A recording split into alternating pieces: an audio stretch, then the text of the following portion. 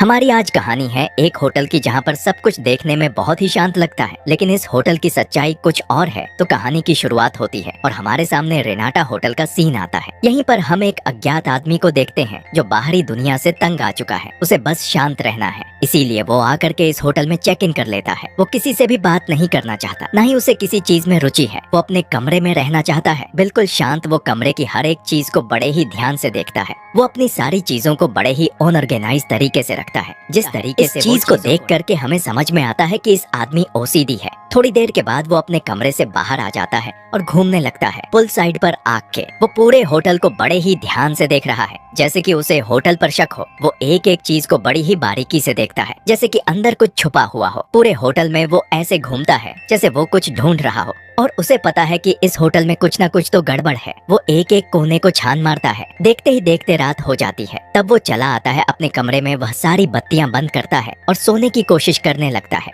लेकिन थोड़ी देर के बाद उसे ऐसा होता है कि उसे नींद नहीं आ रही। तब वो टीवी चलाता है। यहाँ के टीवी पर सिर्फ एक ही चैनल आता है और वो है एनिमल प्लैनेट। थोड़ी देर के बाद ये अज्ञात आदमी बोर हो जाता है, तब बाहर आ जाता है। होटल में घूमने के लिए वो घूमते ही पहुंचता है यहाँ के बार में, जहाँ पर उसे बारटेंडर नजर आता है। बारटेंडर अज्ञात आदमी को देखने के बाद बहुत खुश होता है और कहता है कि क्या आप ड्रिंक्स लेना चाहेंगे। अज्ञात आदमी कहता है कि नहीं, मैं जानता है यहाँ के नियम के बारे में। 9 बजे के बाद यहाँ पर कोई भी शराब नहीं पीता, इसलिए वो भी शराब नहीं पीता और चला आता है अपने कमरे में। जैसे ही सुबह होती है वो जाता है। बूढ़ी महिला बैठी हुई है जो उसे बड़े ही अजीब तरीके से घूरती है, जिससे वो परेशान होने लगता है। लेकिन वो ज्यादा इस बूढ़ी महिला पर ध्यान नहीं देता, अपने किताब में लग जाता है। इसी बीच हम देखते हैं कि सबके लिए नाश्ता आ चुका है। सारे लोग खाना शुरू कर देते हैं। खाना खाते समय वो बूढ़ी महिला दोबारा उससे बात करने की कोशिश करती है, लेकिन अज्ञात आदमी उस पर ध्यान नहीं देता। उसे सिर्फ इस आदमी से बात करनी है ताकि वह इसके बारे में जान सके। ये महिला जानती है कि ये आदमी कुछ दिनों तक यहीं पर रहने वाला है।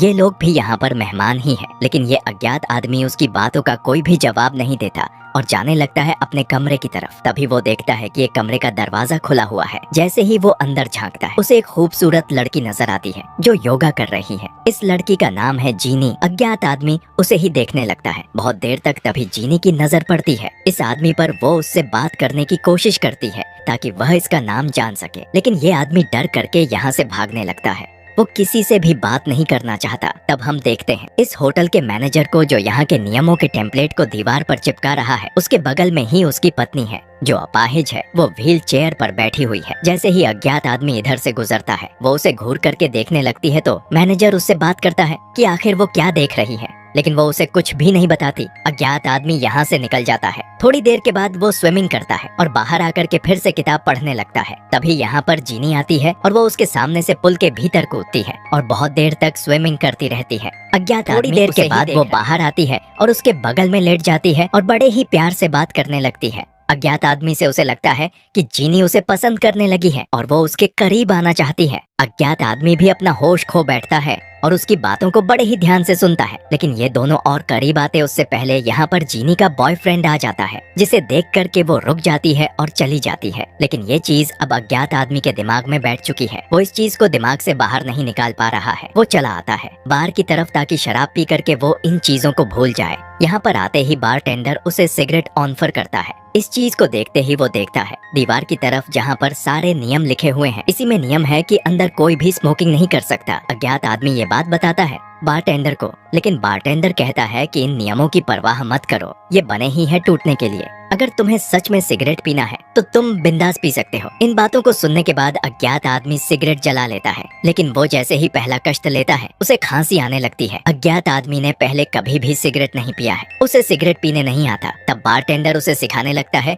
कि आखिर सिगरेट पीते कैसे हैं। थोड़ी देर तक ये दोनों स्मोक करते हैं और अज्ञात आदमी चला आता है अपने कमरे में और सोने की कोशिश करने लगता है। लेकिन समय ऐसे ही बीतते जाता है, मगर उसे नींद नहीं आती। तभी उसे एहसास होता है कि जीनी उसके बगल वाले ही कमरे में रहती है और वहाँ से कुछ आवाजें आ रही हैं। वो कान लगा करके आवाजों को सुनने लगता है। उसे एहसास होता है कि जीनी अपने बॉयफ्रेंड के साथ इंटीमेट हो रही है। वो बहुत देर तक उनकी आवाजों को सुनने के बाद वो अपने आप को नहीं रोक पाता है। वो अपने आप को प्लेजर करना शुरू कर देता है। यह प्रक्रिया बहुत देर तक चलती है। वो इतनी आसानी से अपने आप को प्लेजर नहीं कर सकता, लेकिन फिर भी वो नहीं रुकता तब तक जब तक वो अपने जिद को पूरा नहीं कर लेता। अगले दिन जब वो घूम रहा होता है तभी उसकी नजर पड़ती है बारटेंडर पर, जो उस बूढ़ी महिला के कमरे में झांक रहा है। यह बात अज्ञात आदमी को बिल्कुल भी पसंद नहीं आती। वो उसके पास आकर के खड़ा हो जाता है। इस चीज को देखने के बाद बारटेंडर यहाँ से चला जाता है। तब अज्ञात आदमी झांकता है कमरे के भीतर। वो देखता है कि बूढ़ा आदमी अपने आप को कोड़े मार रहा है और बूढ़ी औरत उसे प्लेजर कर रही है, तो वो बूढ़ी औरत को भी पीट रहा है। यह मंजर बहुत ही भयानक है। ये दोनों बूढ़े लोग बहुत देर तक इन चीजों को करते रहते हैं। अज्ञात आदमी इन चीजों को नहीं झेल पाता। वो चला जाता है गेमिंग एरिया में।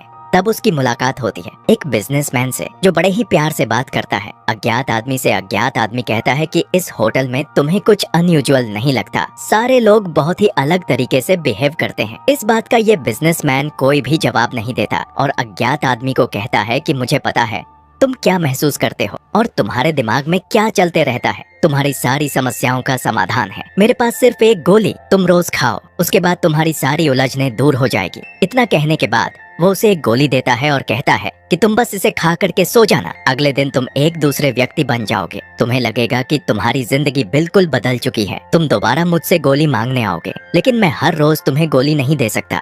तुम्हें अगर गोली चाहिए तो मेरी एक शर्त माननी पड़ेगी। मेरी एक चाबी गुम हो गई है, अगर तुम उसे ढूंढने में मुझे हेल्प करोगे तब तुम्हें जितनी गोलियां चाहिए मैं। अज्ञात आदमी भी इस बारे में सोचने लगता है और निकल आता है। कमरे से बाहर ते समय वो टकरा जाता है। यहाँ के मेड से इनकी चीजें नीचे गिर जाती हैं। तब दोनों अपनी अपनी चीजों को उठाने लगते हैं। अज्ञात आदमी बात करने की कोशिश करता है मेड से, लेकिन मेड कोई भी जवाब नहीं देती। थोड़ी देर के बाद वो कहती है कि आखिर तुम इस होटल में क्या कर रहे हो। तब इस बात का अज्ञात आदमी के पास कोई भी जवाब नहीं होता। वो थोड़ी देर तक चुप रहता है और मेड यहाँ से निकल जाती है। एक बार फिर से अज्ञात आदमी कंफ्यूज हो गया है। उसे समझ में नहीं आ रहा कि इस होटल में क्या चल रहा है। रात होते ही हम मैनेजर को देखते हैं, जिसने यहाँ पर एक पार्टी रखी है। वो सबको डिनर करवाएगा, उसके साथ साथ इनको एंटरटेनमेंट भी करेगा। सारे मेहमान यहीं पर बैठे हुए हैं। वो कहता है कि हम अपने पहले प्रोग्राम को पेश कर रहे हैं। इतना कहने के बाद वह अपनी अपाहिज पत्नी को ले आता है स्टेज पर। थोड़ी देर के बाद यहाँ पर मैनेजर का बेटा आता है, जो कोई और नहीं बल्कि बारटेंडर है। वो अपनी माँ के अपाहिजपन का मजाक बनाने लगता है और इन चीजों को सुनने के बाद ये सारे लोग जोर जोर से हंसते हैं। ये बात अज्ञात आदमी को बिल्कुल भी अच्छी नहीं लगती कि वो लोग एक अपाहिज औरत पर हंस रहे हैं और उसका बेटा उसका मजाक बना रहा है, लेकिन लोग बड़े ही अजीब तरीके से बिहेव करते हैं। अज्ञात आदमी परेशान होने लगता है। तभी मैनेजर कहता है कि हमारी दूसरी परफॉर्मेंस होने वाली है। फिर मेड आती है स्टेज पर। तब हमें पता लगता है कि ये मेड कोई और नहीं बल्कि मैनेजर की बेटी है। वो गाना गाना शुरू कर देती है। उसका गाना बहुत अच्छा है। सारे लोग बड़े ही ध्यान से उसके गाने को सुन रहे होते हैं, लेकिन जैसे जैसे ये गाना खत्म होता है वो मेड रोने लगती है, वो भी बहुत ही बुरी तरीके से। अज्ञात आदमी को समझ में नहीं आता कि ये क्या हो रहा है, मगर वो इतना समझ चुका है कि ये लड़की फंसी हुई है। वो बस यहाँ से बाहर निकलना चाहती है। उसके साथ कुछ ऐसा हो रहा है जो उसे बिल्कुल भी पसंद नहीं, लेकिन अज्ञात आदमी जानता है कि वह कुछ भी नहीं कर सकता। वह अपने कमरे में चला जाता है। जो दवाई उसे मिली थी वो दवाई खा करके सो जाता है। सुबह में जैसे ही उसकी आंख खुलती है उसे बहुत ही बेहतर महसूस होता है। वो अपने रूटीन को स्टार्ट कर देता है, किताब पढ़ता है और जाकर के स्विमिंग करता है। स्विमिंग के बाद वो कपड़े पहनता है। उसे बहुत ही अच्छा महसूस हो रहा है। अभी अज्ञात आदमी समझ चुका है कि उसे जरूरत है उन गोलियों की, वो भी हर रोज, और वो आदमी गोलियां तभी देगा जब उसे अपनी चाबी मिल जाएगी। वो पूरे होटल में घूमने लगता है। तभी उसे वह अपाहिज औरत नजर आती जिसने अपने गले में एक नेकलेस पहन रखा है। उसे लगता है कि इस नेकलेस के अंदर चाबी है। वो हाथ डालने लगता है इस औरत के कपड़े के अंदर। वो बहुत देर तक अंदर चाबी ढूंढते रहता है। फाइनली जब वो उसके नेकलेस को बाहर निकालता है तब वो देखता है कि इसमें कोई भी चाबी नहीं है, लेकिन अज्ञात आदमी जानता है कि चाबी शायद इसी औरत के पास है। वो उसे उठा करके अपने कंधे पर रख लेता है, फिर हाथ डालता है उसके पीछे वाली जेब में और वहाँ पर उसे चाबी मिल भी जाती है। चाबी मिलने के बाद वो बहुत ही ज्यादा खुश है, क्योंकि अब उसे बहुत सारी गोलियां मिल सकती हैं।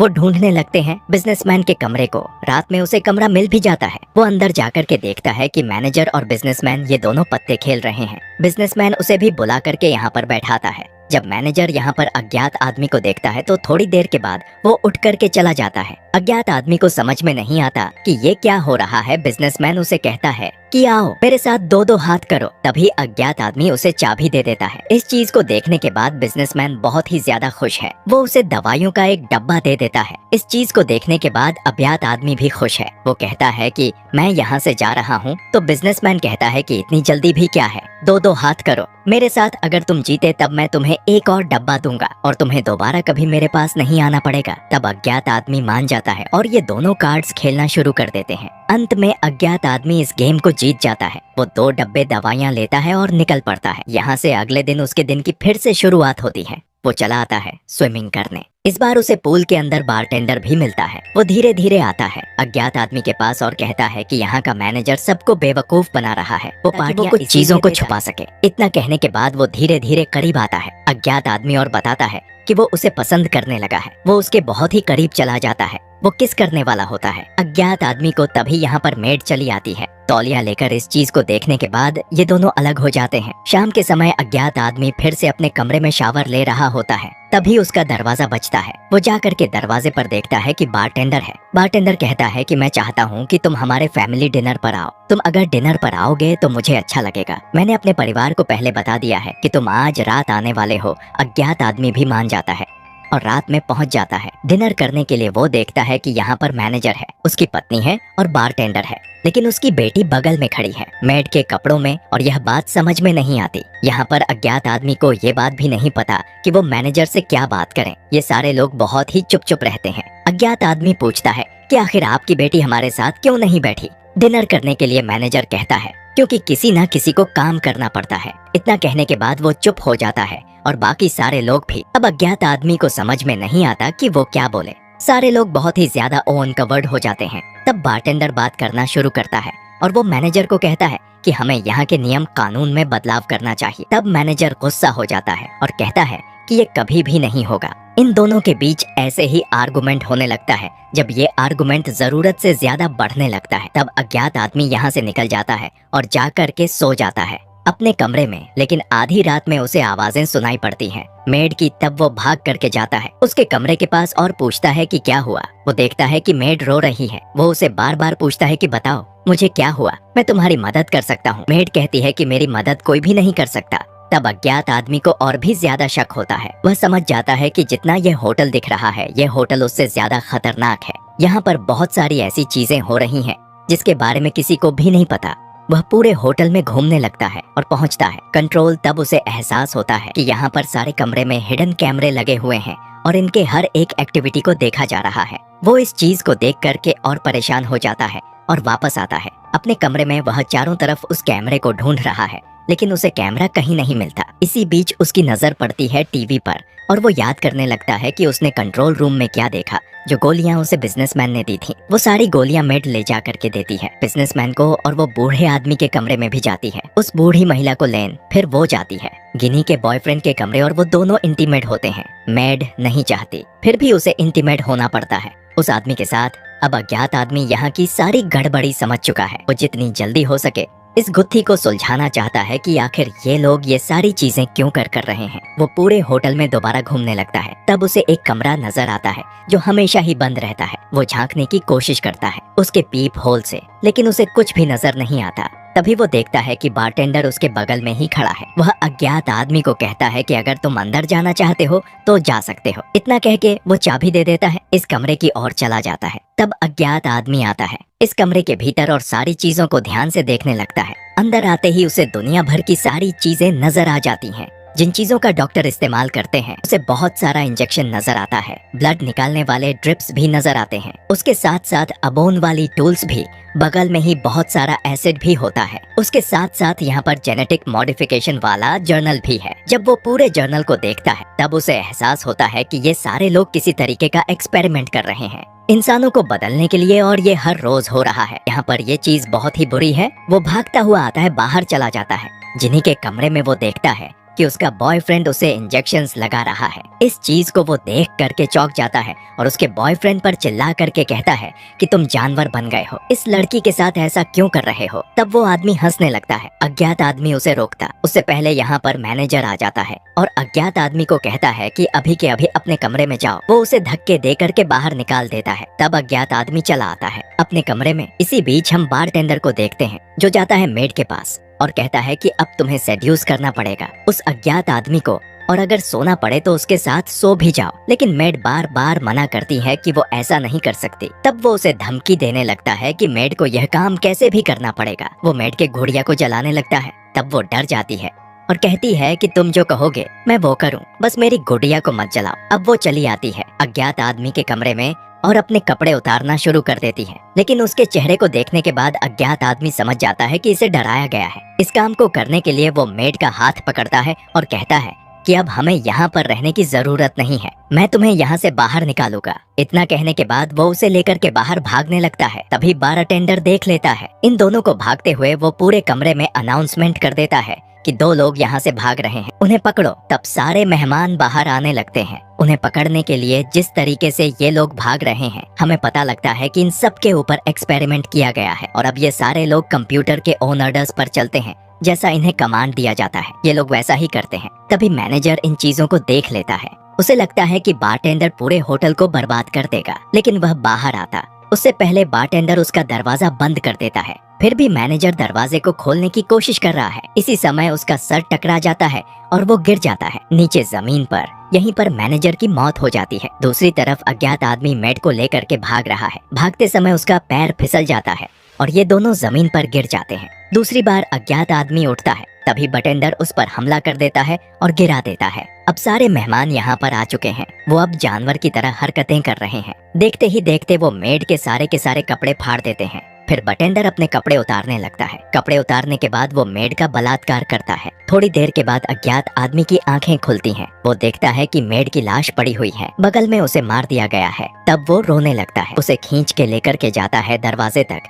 वो देखता है कि यहाँ पर एक और औरत की लाश पड़ी हुई है। वो मेड को पकड़ता है और उसकी गुड़िया को भी और उसी गाने को गाने लगता है जो थोड़े समय पहले मेड ने गाया था। अज्ञात आदमी बहुत ही ज्यादा दुखी है कि वो इसकी जान नहीं बचा सका। बाकी लोगों का क्या हुआ, क्या वो कभी ठीक हो पाए, इसके बारे में नहीं बताया गया है। फिर इसी के साथ ये फिल्म यहीं पर खत्म हो जाती है। Thanks for watching.